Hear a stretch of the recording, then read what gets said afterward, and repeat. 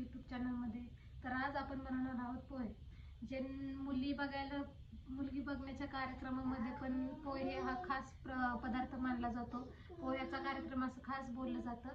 तर आज आपण तेच पोहे बनवणार आहोत. त्या मुलींना पोहे कसे बनवायचे ते शिकवणार आहोत. तर चला तर आपण पोह्याची रेसिपी स्टार्ट करूया.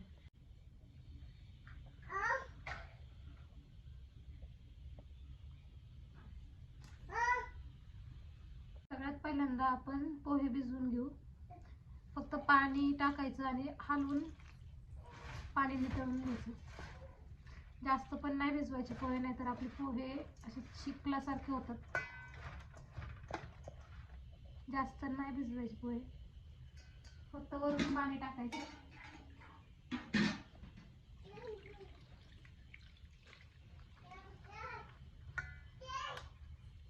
आता हे नितळून घ्यायचे. बाकीचे पोहे आपोआप भिजून जातात. आपण पोहे भिजायला ठेवलेले आहेत. आपण बाकीचं सामान बघू. हे बारीक चिरलेली मिरची आहे. एकच मिरची टाकली आहे, जास्त मिरची टाकायची नाही पोह्यांमध्ये. बारीक चिरलेला कांदा, बारीक चिरलेला टोमॅटो, कोथिंबीर, चवीनुसार मीठ, शेंगदाणे, हळद आणि जिरं आणि तेल लागणार आहे आपल्याला थोडंसं.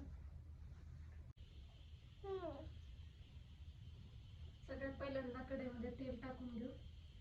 1.5 पळी तेल टाकले मी.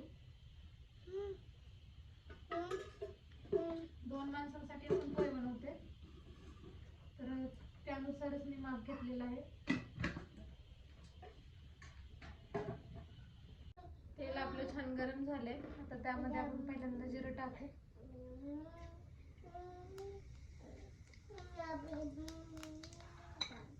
जिरं तडतडलं की थोडंसं आपण मिरची टाकून घेऊ.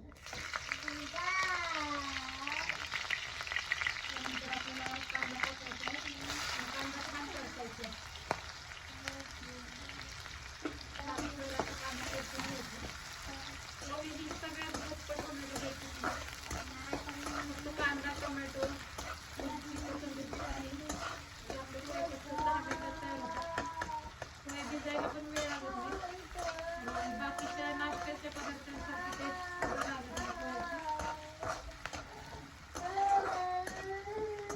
दिसायला पण छान दिसतात, चवीला पण छान असतात, पोट पण भरल्यासारखं वाटतं आपलं.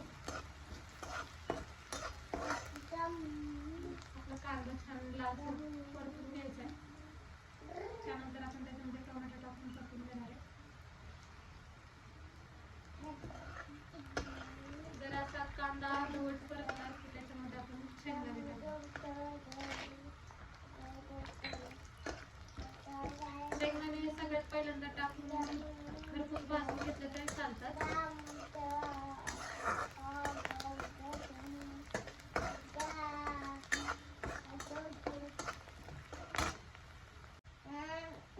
कांदा परतला थोडं. आता आपण टोमॅटो टाकू.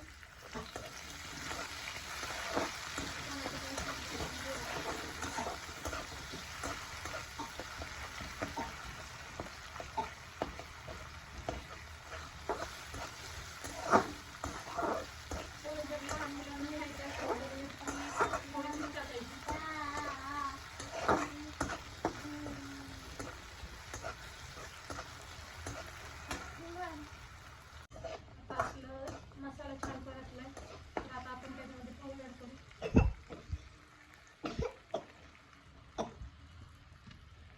गॅस कमी करायचा आणि पोहे टाकायचे.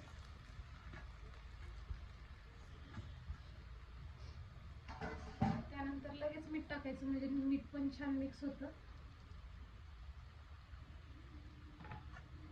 आणि आता मिक्स करायचं कमी गॅसवर. नंतर कमी गॅसवरच त्याची वाफ निघून द्यायची.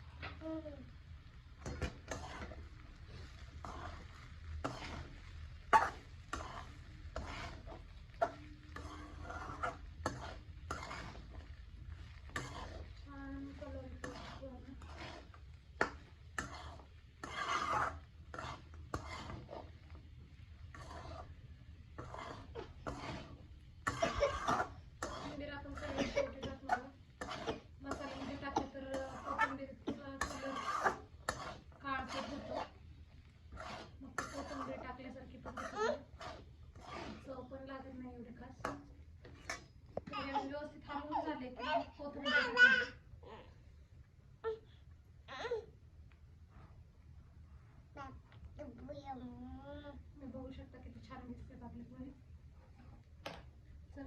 छान झाले असतील. आता कमी गॅसवर आपण त्याची वाफ काढणार आहोत आणि नंतर आपले पोहे खाण्यासाठी तयार झाले. गरम गरम सर्व करायचे. गरम गरमच पोहे छान लागते. तुम्ही बघू शकता किती छान असतात आपले पोहे. तर आपण त्याला आता त्याची वाफ काढून घेऊ. कमी गॅसवरच ठेवायचं.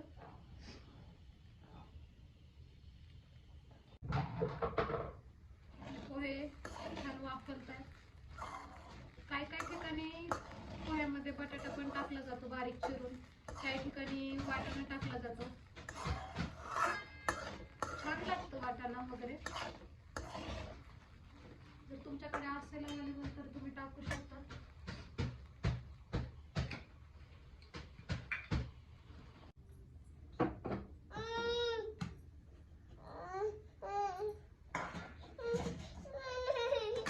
आपले पोहे तयार झालेले आहेत. आता आपण सर्व करू. आपण पोहे फरसाणसोबत पण खाऊ शकतो. पोहे मी आता सर्व केलेले आहेत. त्याच्यावर आपण थोडीशी कोथिंबीर टाकली आहे. हे पोहे तुम्ही फरसाणसोबत किंवा झिरो शेअर सोबत सर्व करू शकता.